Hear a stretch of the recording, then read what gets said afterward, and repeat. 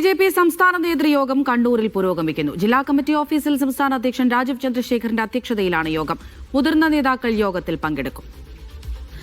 ബിജിഷ് ഗോവിന്ദൻ കണ്ണൂരിൽ നിന്ന് വിവരങ്ങൾ നൽകാനായി ചേരുന്നുണ്ട്. ബിജിഷ്, യോഗം പൂർത്തിയായോ? ആരൊക്കെയാണ് യോഗത്തിൽ പങ്കെടുത്തത്? വിവരങ്ങൾ എന്തൊക്കെ ലഭ്യമാകുന്നുണ്ട്? മൂന്നരയോടുകൂടിയാണ് ഈ യോഗം ആരംഭിച്ചത്. BJP സംസ്ഥാന അധ്യക്ഷൻ രാജീവ് ചന്ദ്രശേഖറിന്റെ അധ്യക്ഷതയിലാണ് യോഗം ചേരുന്നത്. ദേശീയ തലത്തിൽ നിന്ന്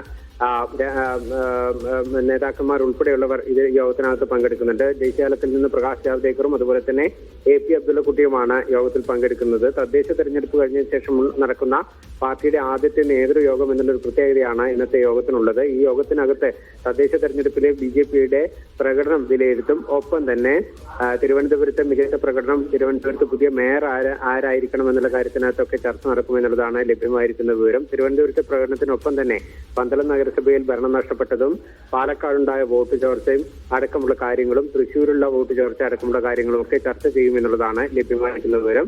ഇതിനൊപ്പം തന്നെ നിയമസഭാ തെരഞ്ഞെടുപ്പ് വരുന്ന ഘട്ടത്തിൽ അതിനെ ഏതു തരത്തിൽ നേരിടാമെന്നുള്ള കാര്യങ്ങളും ഇന്നത്തെ യോഗം ചർച്ച ചെയ്യും. വൈകിട്ട് 6 മണിക്ക് ശേഷം യോഗം സമാപിച്ച് വാർത്താ സമ്മേളനം നടത്തുമെന്നുള്ളതാണ് BJP നേതാക്കന്മാർ അറിയിച്ചിരിക്കുന്നത്. അമൃത.